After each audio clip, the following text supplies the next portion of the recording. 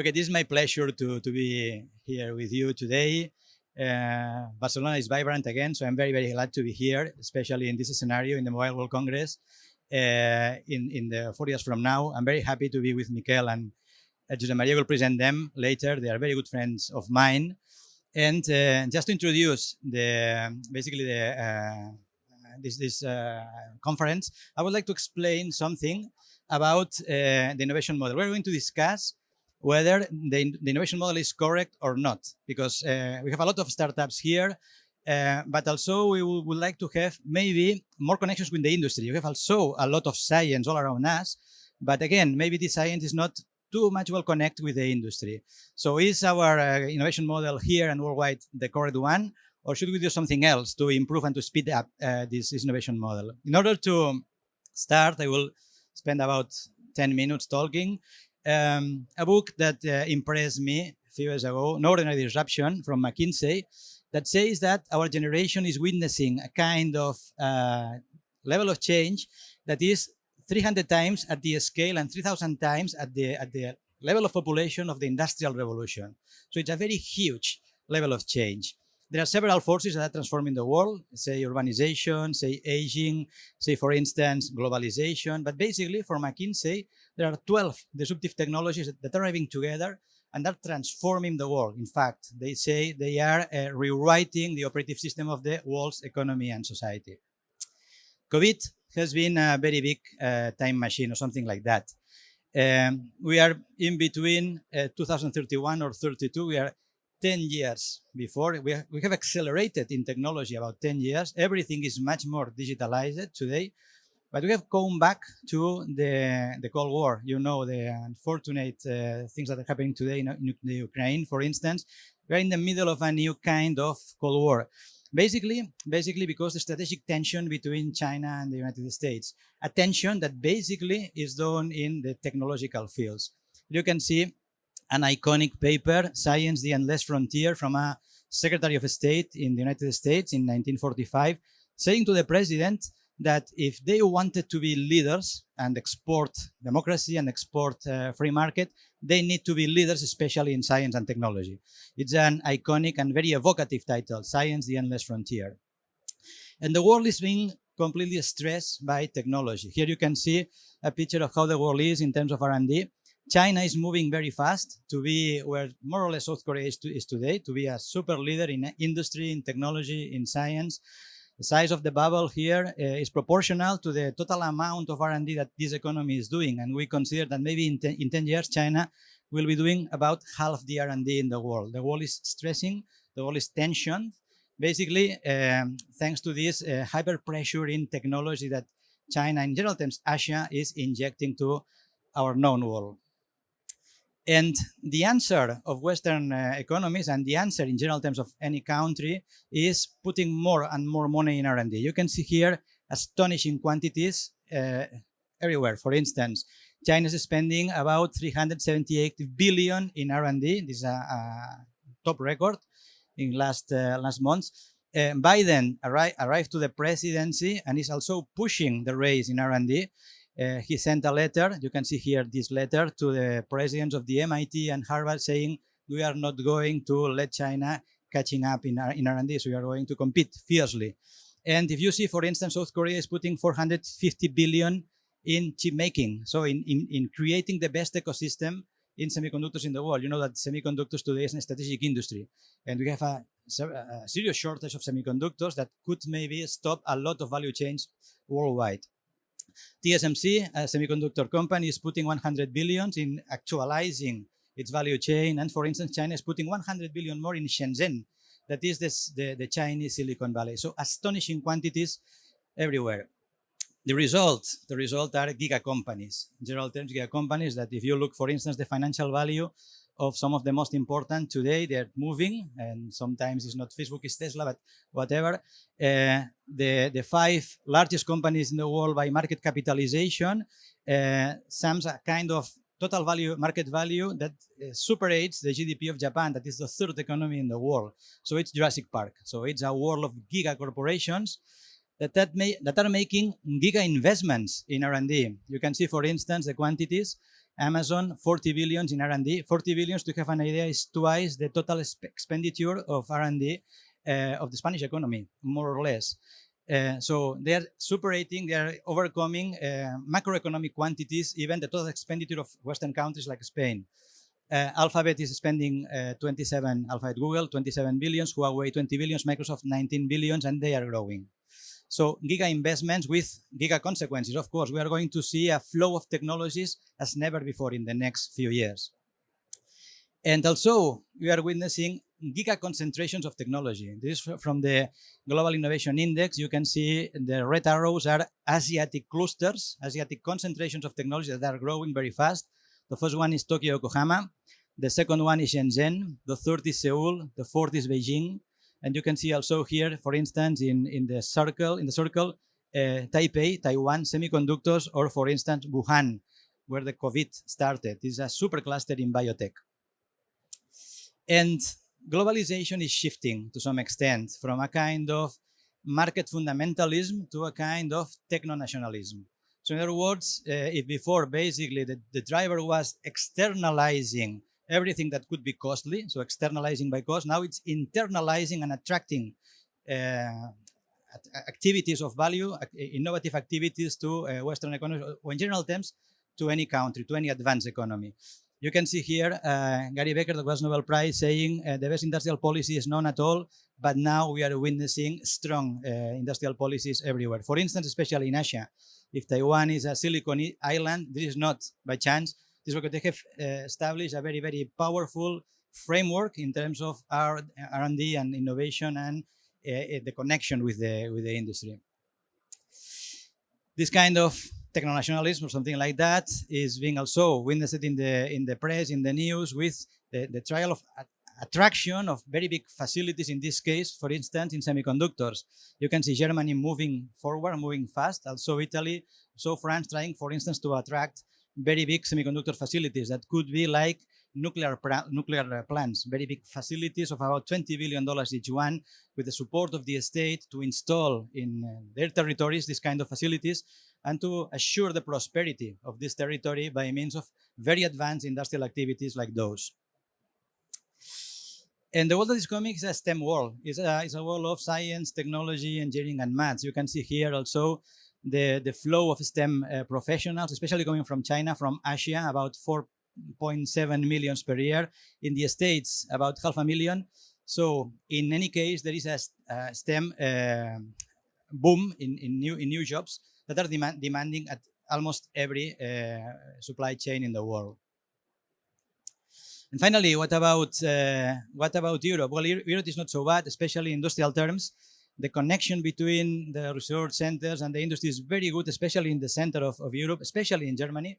Germany has been considered by many rankings the most innovative country in the world, still the most innovative country in the world, according, for instance, to Bloomberg Innovation Index. And the model that characterizes Germany is Industry 4.0. It's a very, I would say, very good model in terms of competitiveness, where industries, many times small and medium companies, are very well connected to research centers, and they are very well digitalized. They are competing in niches worldwide in a global scale. And what about us? Well, Barcelona is an outstanding scientific hub. Now, Pep Martorell will explain it to us much better than me. And also an outstanding entrepreneurial hub. And Miquel is here to explain also this part of the history. We are, I would say, growing very fast in research, growing very fast in top journal publications, growing very fast in startups. But the question is, do we have everything? Or is that enough? Or we would like to have more, for instance, very well established connections with the industry. And now I will start the panel with my colleagues. I will let it here. And please, are you comfortable here? Okay, then let's go. Let's start with Miquel. Miquel is the general manager of Barcelona Tech. That is maybe one of the most powerful clusters in entrepreneurship and startups in Southern Europe, for sure. Miquel, explain us what is Barcelona Tech and how do you manage to create this kind of powerful cluster? First of all, thanks for inviting us. a little correction. We are Tech Barcelona, not Barcelona Tech. It's a little bit different. It's another thing. It's the university, it's UPC. First of all, Tech Barcelona, what it is, it's an initiative created by the top entrepreneurs in Barcelona in 2013 with the main idea of making Barcelona one of the biggest hubs in Southern Europe as a goal. We've been running the project for almost 9 years. Right now, we're representing more than 1,200 companies. So it's a large amount of companies of different sizes, all related to technology. And in any sector you can figure it out. So we do really believe that the idea that technology should change everything in our industry, in our commerce, and our trade, and in all the things that surround us, it's paramount. It's the most important idea we have right now. What is the global scenario for the startups, and especially the Barcelona scenario, Mikel, in your opinion? Our hypothesis is that we always have path. So it's a long way to run, but the things done in Barcelona for the last 20 years, it's are being done pretty well. So sometimes together with the public policies, sometimes only run by the private institutions and the private companies. But at the end of the day, it's the average size of, or the average position of Barcelona in rankings. It's always between the 6 most important ones in Europe. That's a big news for us, because 8 years ago, Barcelona wasn't present in any particular ranking in the world. So we're doing well. We have a long way to run. I'm pretty sure we're gonna discuss it further. But the digital part is pretty strong in Barcelona. What needs to be done right now is the connection with the good science we have. And what are the specific attributes of Barcelona to create this ecosystem or these dynamics? It's a really good question. So I would say we have a pretty good balance of what we call pillars. We have public support from the different governments we have, also with its different layers, EU, Spanish government, Catalan government, and city council as well. This is the first thing. Second thing, we have a large amount of international companies coming over and becoming some kind of tractors for the ecosystem. Third thing, we have investment. So our investment, our local investment has grown pretty fast, and their speciality, it's every day most important at a regional scale. The fourth, and which for me is the most important one right now, is we have talent. We have technical schools and also business schools that are shining at an international level. And finally, we have what it's also important. We have success cases, local and international ones. So, and the balance between or among these 5 pillars makes Barcelona pretty appealing for the tech ecosystem, for settle a tech ecosystem, for settle international companies, and to push new costs from the scratch. Okay, Josep Maria. Josep Maria is the General Director of the Barcelona Supercomputing Center, one of the most advanced research facilities here in Catalonia, in Spain, and in Europe. And he's a very good expert in science, in managing science. So what is your experience in managing science, and what is the Catalan ecosystem, the Barcelona ecosystem in science?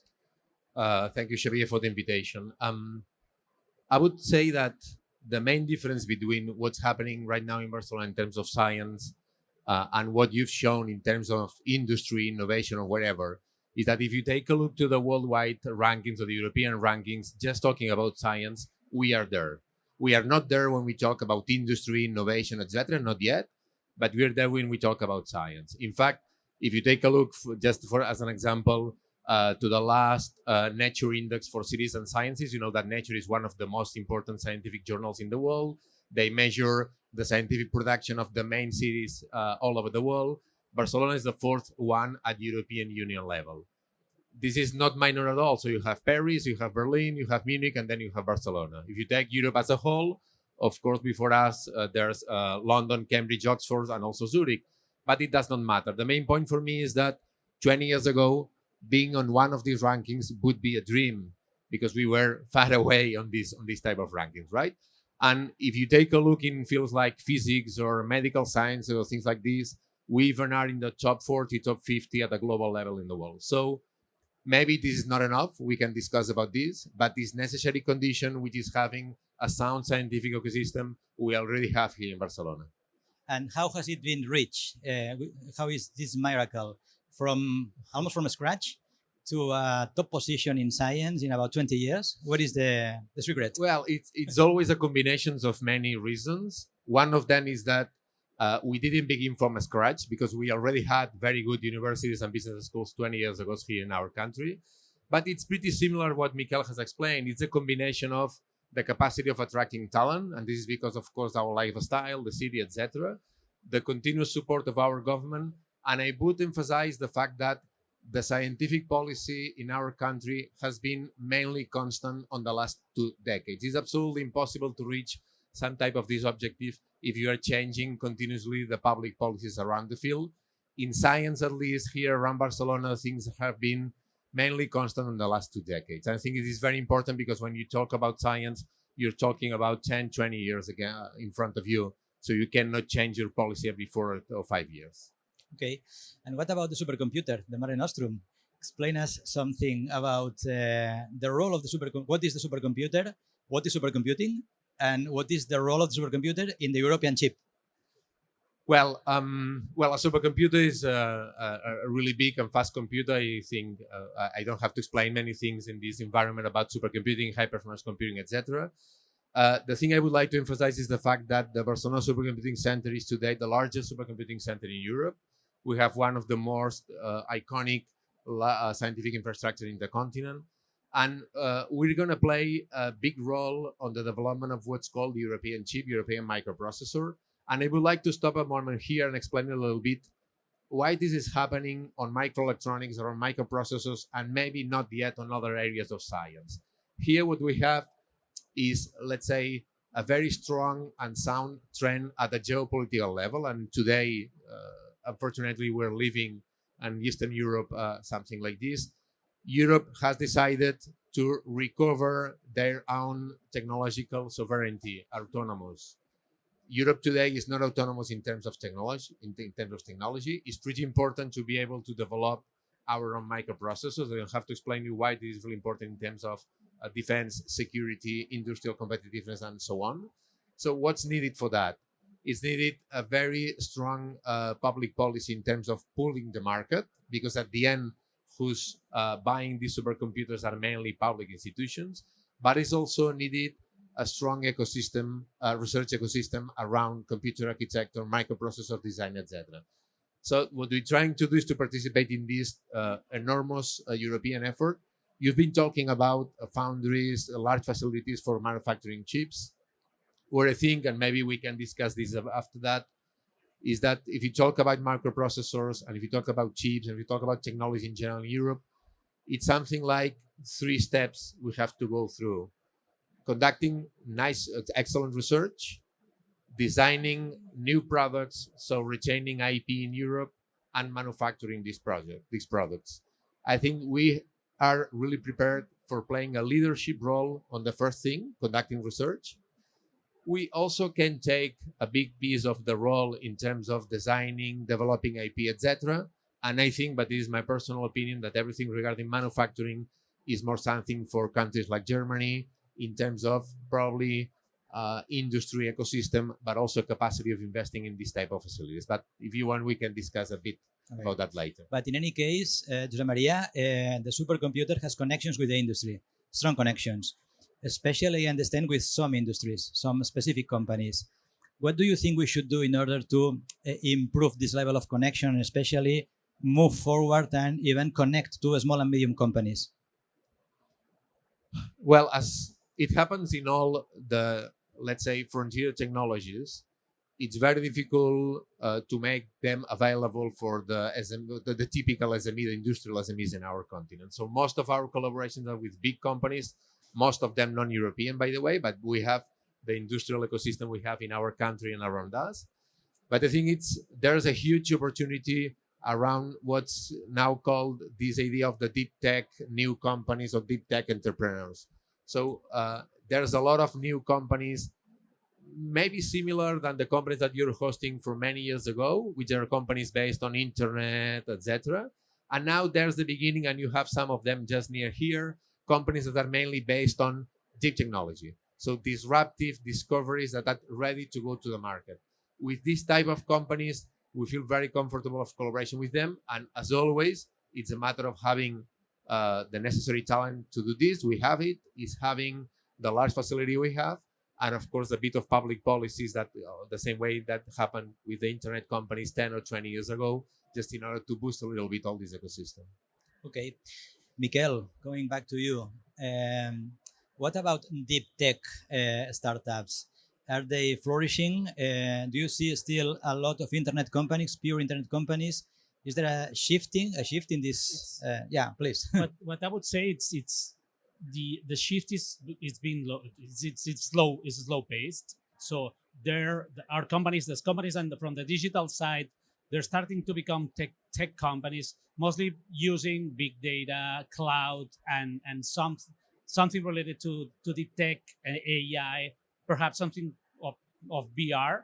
But we are in the inception of this change. What we detected is that a lot of we are starting to have proper companies coming out from research centers, from the supercomputing center, from the ICFO, where they're starting to see the science as a business as well. So the idea behind, I think, the evolution of becoming really a great player at the international scale is getting more companies out of this. Is getting more companies out of this science. So it's not about we need more SMEs, not to use supercomputing capacities because it's another thing. So to use supercomputing capacities, what we need is more SMEs just merging up. So that's our. If I have to play some role in the public policy, I would say that would be a goal for me. And that means getting scientists together with businessmen or business women or business people, just working to develop concrete solutions and services. So at the end of the day, making not only science but also innovation. Let me, if I can, just complement sure. that. So in all these, let's say, internet startups, there's a lot of market risk. You cannot reach the market, or maybe the market just does not buy your product or whatever.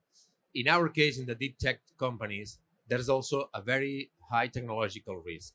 So maybe it doesn't work because you're trying disruptive solutions to a new market or to developing new products. So someone has to take this risk. And it has to be someone in part coming from the public sector. Without it, it's absolutely impossible. Let's take again the example of the microprocessors. If there's no, I would say, an aggressive public policy in order to take this technological risk on the same way that on the United States have been for the last 4 decades, it won't be a European processor. It's absolutely impossible if we only rely on the goodwill of the scientists and just the private venture capital. Yeah, in my classes usually I divide the class into 2 groups and I ask them 2 different projects. You know this game. One of the groups, I ask them to develop a business plan on a disruptive product that they have invented, and this is a pizza. Imagine a world without pizzas. To the other group, I give them the first patent of the first silicon processor, and I say develop a business plan around that. Who is the winner? Of course, the pizza teams, because it's so easy to understand what is a pizza. It's so easy to scale up the business model. It's so easy to invest in that because the economics are so good. Instead, in the microprocessor business plan, there is no client. There is no one asking with banners in the streets, we want a microprocessor.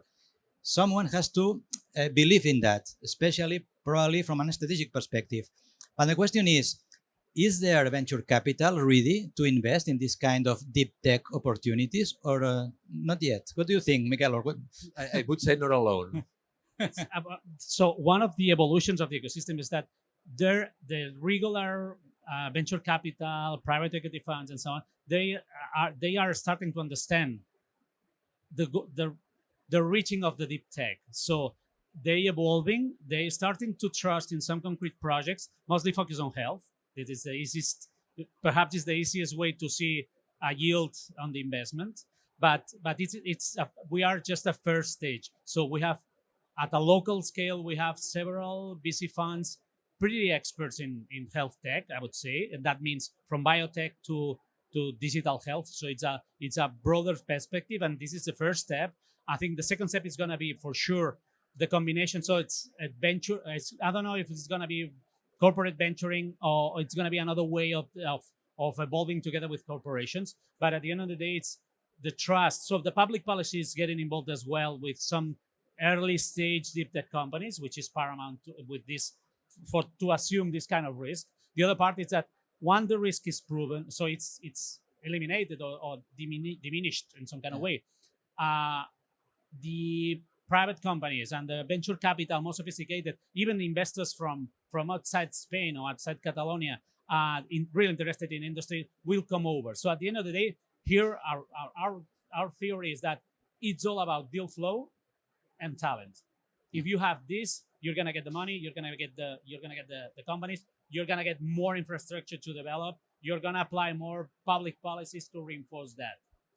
And I'd like also to underline the role of the public sector of the pool one. So from all these companies here, there's one called Kilimanjaro, which are colleagues of mine. They're trying to develop a quantum chip. So you can imagine what's happening when you go to a venture capital. Oh, what's your problem? No, I'm selling a quantum chip. No, that's fine. Very good. It's very interesting. But who's going to buy a quantum chip today? Well, the rest of the world is developing quantum technologies very fast. But on the rest of the world, there are governments that are trying to buy the first one, even accepting that maybe this will not work properly. Because this is the technological risk that you have to assume. If someone is eager to take the risk, or this will be very difficult for our ecosystems to make this leap forward. Although we have the perfect science to do this. So it's a matter of politics. It's a matter of public policy. Especially it's a matter of public policy now that we already have all the scientific ecosystem, the culture of attracting talent. Yeah. And the other part is the thing that you usually ask for we have to generate this kind of trust with the corporations as well. So we're laggards when we talk about private R&D investment. So to do that, we should create the land to do it. So if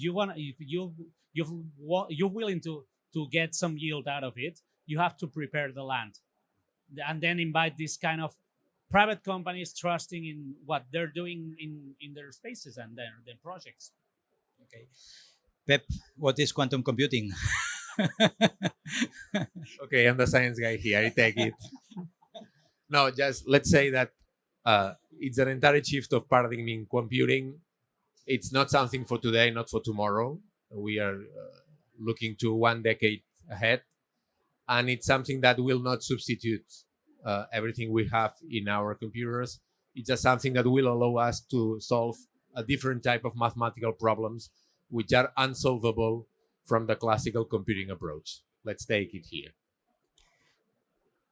One thing that I like to highlight, it's a thing that Josep mentioned before. It's the bets we should to get things done in 2013. We should be doing the bets right now. So it's someone and everyone should be ready to share their vision to get this kind of result we're willing to have. More chips, European chips, more facilities in Europe, more quantum computing in Europe, more data in Europe, less dependence on other continents, and so on. But I think, sorry, Che, what Mikel is saying, you've repeated Europe many times. This is also something that have changed from the last years. 1-2 decades before, it would sound very weird to listen to someone like the president of the European Commission today saying the things she's saying today about European autonomy, about the need of pooling with public money European technological development. We are all sons and daughters of the idea that the best industrial policy is not policy at all. And we are still changing this vision, but I think now it's a very good moment just for pushing for this technology.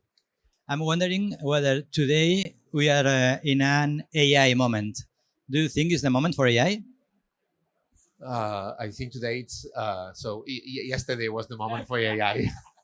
We're late. Yeah, well, I don't know if we're late or not, but it does not matter. AI is something so big that it will be so it's like investment. The best moment for take the best investment was the day you was yesterday, and the second best moment is today. So go ahead.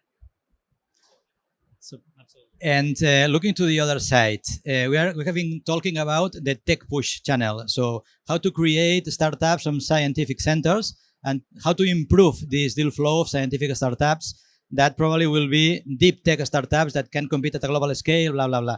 What about the market pull channel? How to improve the connection between corporations with startups or corporations with research centers? What should we do in order to enhance this channel? Michael? I would say we need success cases. So we need to bridge to, as I mentioned before, we need to create the land. We need some clear examples of what companies we're doing. So it's not easy, the communication between startups and our spin-offs and mostly more spin-offs than startups, because at the end of the day, startups are more demand oriented. Spin-offs usually they're developing their own technology. Here, what our role here is just helping to match needs with the chances of developing something meaning. And then is to do that you need first examples, first KPIs, first companies daring to be part of the game, investing and putting money on it. Not only the public institutions but also the private organizations, just betting on some concrete topic that I'm pretty sure it's going to yield in the end. But the bet should be done now. But my answer is talent. Again, it's well prepared talent, really really techie talent, and the other part is that success cases. And if it's needed, it's merging up scientists together with really really good business people, just with the sensibility of understanding the singularities of our scientists. And Miquel, you have some experiences, I think, in Tech Barcelona of connection between big corporations that are installed there in order to co-design and to co-live even with startups, with young startups. How does these dynamics work? I would say there's no white book. This is the first thing. So everyone is trying to do that in some kind of way. They're doing some kind of spray and pray tactics, and that means that once they open an open innovation area, but also they're developing their own projects, but also they play a role together with us to create this dance floor to dance all together and see what's happening at the end of the night. So here, what we do, what we should do is that understanding. So the key role here is understanding that they're talking different languages. The other part is corporations should understand that it's a long-term bet, and if they're expecting an immediate impact in their core business, would be a tricky collaboration. But the ones with long sights, with the idea of just getting some concrete ideas, they're getting some concrete talent, they're the ones evolving pretty well. So, but we have there's no only one way of doing this. So that's our experience here is that each and every one of the corporations related to us, they're proving different things. And to both of you, how do you see the future of innovation in Europe, or in general terms, the future of innovation, and particularly in Europe? Pep, what do you think? I tend to be optimistic in general, so let's do the same here around this question. I think there are many things that 10, 20 years before weren't here, and with this basis, we can build something interesting. The first idea is that we have today, not only in Barcelona, but in all Europe, a strong scientific ecosystem, which is not enough, but it's a necessary condition to build an innovation ecosystem. I think there's a pretty, I don't know how to define, ambitious also startup ecosystems around many, many cities in Europe, not only Barcelona, of course. There's something like small and not so small venture capitalist layers here and there also to push for that. And I repeat it again, there's a strong, let's say, policy idea around the need for Europe to be an innovation ecosystem that allows us to recover part of our technological autonomy.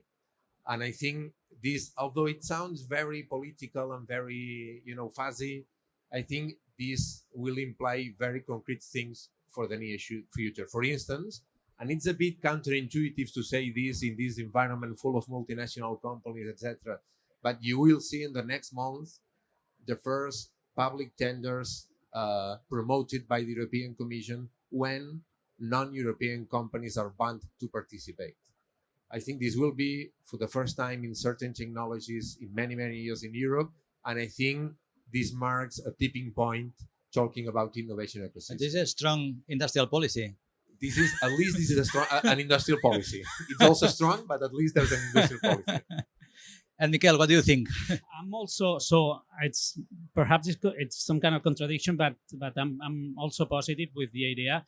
One of the positive things we should take out the pandemics is that we realize that we need innovation, that we need some kind of independence when we talk about science and products related to health, mostly in this case.